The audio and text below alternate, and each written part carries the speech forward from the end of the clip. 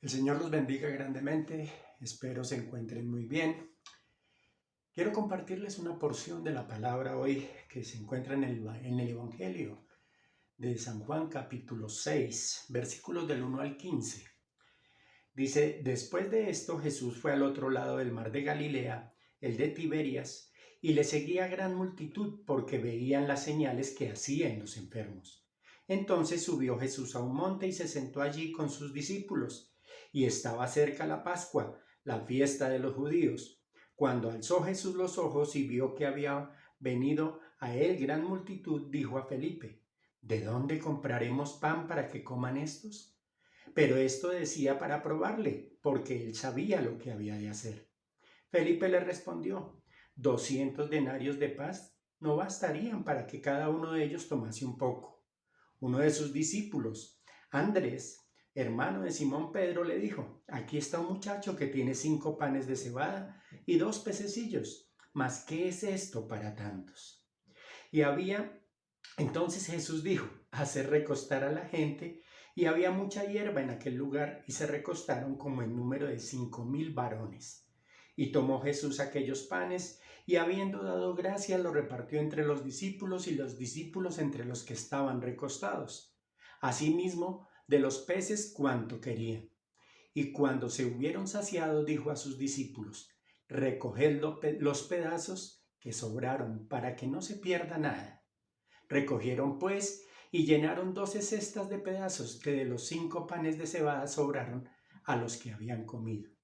Aquellos hombres entonces, viendo la señal que Jesús había hecho, dijeron, este verdaderamente es el profeta que había de venir al mundo. Pero entendiendo Jesús que iba a venir para apoderarse de él y hacerle rey, volvió a retirarse al monte él solo. Señor, te damos muchas gracias por tu palabra. Sabemos que de ella podemos extractar muchas enseñanzas para nuestras vidas que van a ser de gran bendición también y tenerlas en cuenta. Gracias, Padre, por todo lo que nos das. Amén y amén. La historia es la llamada comúnmente la alimentación de los 5,000. Y en ella vemos que Jesús venía cansado, venía también de predicar en otros lugares, estaba trabajando muy fuerte, pero sin embargo la multitud lo seguía. Yo quiero hoy no centrarme en sí en el milagro de la multiplicación, que es muy importante, por supuesto, sino quiero centrarme en 4 aspectos que a mi modo de ver pueden servir mucho para que nuestras vidas sean edificadas. El primer aspecto que quiero compartirles a ustedes lo podemos ver en el versículo 2. En el versículo 2 dice, y le seguía gran multitud porque veían las señales que hacía en los enfermos. ¿Por qué lo seguían? Porque veían que él podía hacer milagros, porque veían que él podía transformar las cosas. Era por interés. Perdónenme que utilice esta expresión, pero la mayoría lo seguían eran por un interés mal fundado. Yo no sé si ustedes alguna vez han estado de pronto en un gallinero, en un sitio de estos, en un corral de aves, y ustedes ven que cuando ustedes entran, las aves se dispersan, salen corriendo, le tienen miedo. Pero si usted entra con una manotada de maíz y empieza a botarlo alrededor suyo, a ellas se les olvida el miedo y empiezan a acercarse a usted por el interés de lo que usted les está dando. Así le estaba sucediendo a Jesucristo. La gente no lo seguía porque en realidad vieran en él que era una persona que venía a dar su vida por ellos, sino lo seguían era por el interés que tenían de pronto un milagro, de pronto no sabemos qué asuntos tenían pendientes y que le habían pedido a Dios y veían su oportunidad lista ahí en ese momento. ¿Cómo estamos nosotros hoy en día? ¿Seguimos a Jesucristo solamente por un interés? o porque en realidad sentimos que Él puede ser el Señor y el Salvador de nuestras vidas?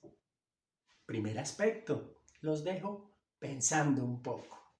Segundo, vemos cómo en el versículo 5 dice: cuando alzó Jesús los ojos y vio que había venido la gran multitud, le dijo a Felipe: ¿de dónde compraremos?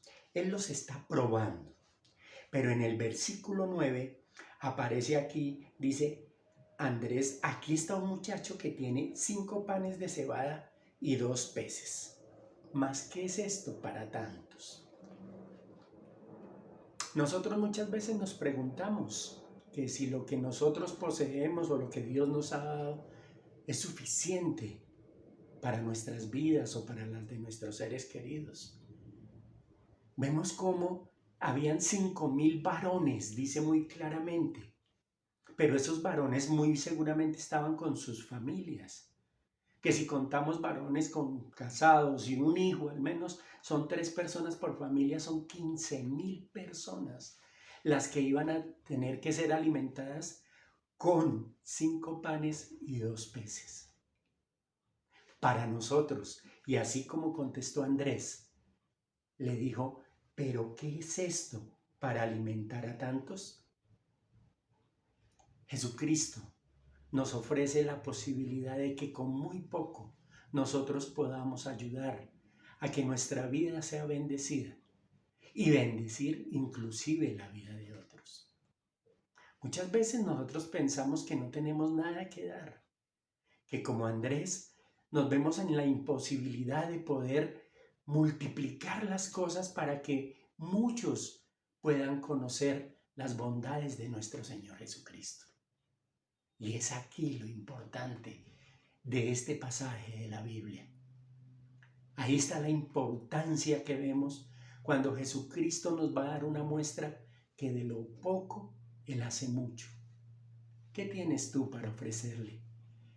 ¿Qué tenemos nosotros en nuestras vidas que a nuestro modo de ver parecen tan insignificantes, pero pueden ser de gran bendición, no para 15,000, sino para muchos más? Vean ustedes también cómo nuestro Señor, ese era el segundo aspecto, de lo poco hacer mucho. El tercer aspecto lo encontramos en el versículo 12. Dice la palabra: y cuando se hubieron saciado, dijo a sus discípulos: recoged los pedazos que sobraron para que no se pierda nada. Hay algo muy importante ahí. Nosotros muchas veces nos vemos bendecidos por algo. Recibimos alguna bendición y la tomamos, y qué alegría y qué chévere, y ahí paró. Pero nunca vemos que los residuos de esa bendición pueden servir para otros. Y que Jesucristo en este caso y Dios siempre en nuestras vidas están pensando en satisfacer todas nuestras necesidades. Vemos cómo. Dice en el versículo 13, recogieron pues y llenaron 12 cestas de pedazos de los 5 panes de cebada que sobraron de los que habían comido. ¿Cuántas cestas sobraron? 12. ¿Cuántos eran los discípulos? 12. Jesucristo hace el milagro. Le pide a los discípulos que lo repartan, que lo distribuyan, pero que por favor tengan cuidado de recoger lo que sobra, porque de esas 12 cestas, cada una iba a ser para uno de ellos, los 12 apóstoles. Para ti, para mí, que si nos disponemos a trabajar para el Señor, podemos tener toda la bendición del mundo. Podemos tener esa cesta repleta de provisiones para nuestras vidas. No hay que desperdiciar nada, no hay que dejar perder nada. En la vida Dios nos está dando mucho como para poder darnos el gusto de despreciar lo que sobra. Pensemos en esto. Tercera situación. Y la cuarta, la vemos en el versículo 15. Dice: Pero entendiendo Jesús que iban a venir para apoderarse de él y hacerle rey, volvió a retirarse al monte él solo. Qué importante es ver en la humildad de nuestro Señor Jesucristo, y él sabía que el pueblo lo quería convertir en rey, pero en un rey terrenal.